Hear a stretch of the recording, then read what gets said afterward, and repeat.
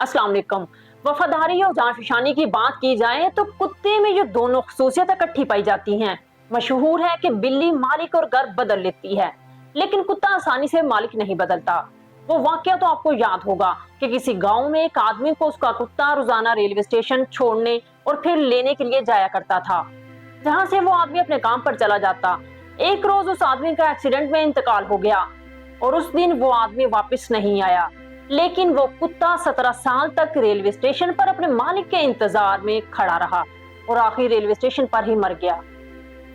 कुत्तों का इस्तेमाल शिकार और घर की हिफाजत के साथ साथ बर्फानी इलाकों में काट खींचने के लिए भी किया जाता है, जिसके जरिए सामान और इंसानों की नकलो हरकत मुमकिन होती है। ऐसा ही एक कुत्ता बाल्टो 20वीं सदी के अवाइल में अलास्का के गांव को बचाने के लिए मशहूर है। अलास्का रूस की हदूद में वाक़ है और उसका टेम्परेचर सर्दियों में -50 तक पहुंच जाता है। 1925 में एक नन्हा सा गांव नोम शदीद बर्फानी तूफान और मोहलिक डिप्थीरिया की वबा का शिकार हो गया। हवाई जहाज दस्तयाब ना होने की वजह से बाल्टो और उसके 12 साथियों को दवाई पहुंचाने के लिए इस्तेमाल किया गया। बाल्टो जो 1919 में पैदा हुआ और 1933 में वफात पा गया, एक साइबेरियन हस्की नस्ल का कुत्ता था। बाल्टो अलास्का में लियोनार्ड सिपाला के फार्म में पैदा हुआ, जो एक कानकनी कंपनी के लिए कुत्ता गाड़ियों के ड्राइवर के तौर पर काम करता था।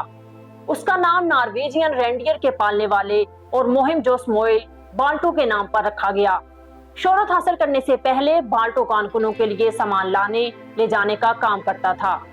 जनवरी 1925 में डिप्थीरिया, जो बच्चों पर हमलावर होने वाली एक मोहलिक बीमारी है, नोम में फैलने लगी। इर्द गिर्द के अस्पतालों से फौरी तौर पर इस बीमारी को रोकने वाले सीरम की दरखास्त की गई। टेलीग्राम के जरिए हुकाम को इतला मिली कि एंकरेज शहर में एंटीटॉक्सिन सीरम दस्तयाब है, लेकिन एंकरेज शहर 1600 किलोमीटर दूर था। अलास्का में शदीद बर्फानी तूफान के बायस हवाई जहाजों के जरिए सीरम पहुंचाना मुमकिन नहीं था। इसलिए यह तय किया गया कि एक ट्रेन एंटीटॉक्सिन को न्याना तक ले जाएगी, लेकिन ट्रेन का भी रास्ता न्याना से आगे नहीं था, जबकि न्याना अब भी नोम से 1085 किलोमीटर दूर था। इस सारी मुश्किल का सिर्फ एक ही हल था, कुत्तों की गाड़ियों के जरिए सफर करना, जो आम हालात में 25 दिन का सफर होता है। ये जिम्मेदारी लियोनार्ड सिपाला को सौंपी गई, जो नोम से न्याना की तरफ 20 हस्की कुत्तों की टीम के साथ रवाना हुए, जिनकी क़यादत उनके एक बेहतरीन लीड कुत्ते टोगो ने की।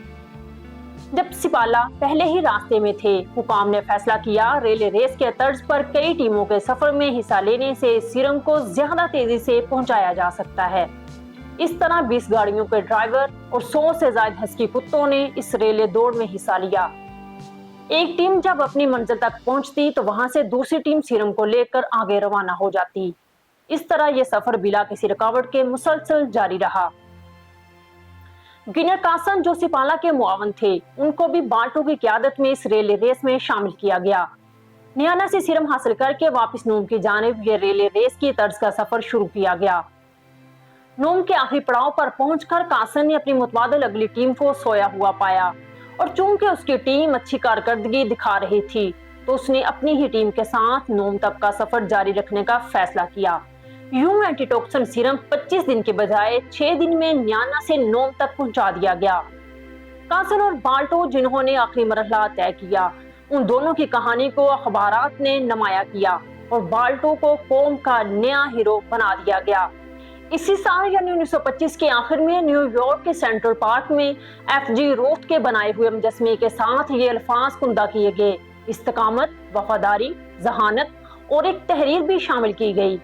ये मुजस्मा उन बेमिसाल कुत्तों के जज्बे की याद में बनाया गया है, जिन्होंने 1925 की सर्दियों में बर्फ, समुंदर और आर्कटिक तूफानों को अबूर करते हुए 600 मील का सफर तय किया और न्याना से नून तक एंटीटॉक्सिन पहुंचाया।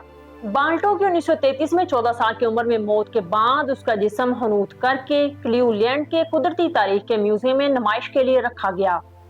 हस्की के इस तारीखी सफर की याद में हर साल एक कुत्ते की गाड़ियों की दौड़ मुनक्कद की जाती है, जिसे एडिटार्ड कहा जाता है, और उसका पहला एडिशन 1973 में मुनक्कद हुआ था। इसके साथ ही इजाजत दीजिए। अल्लाह हाफिज।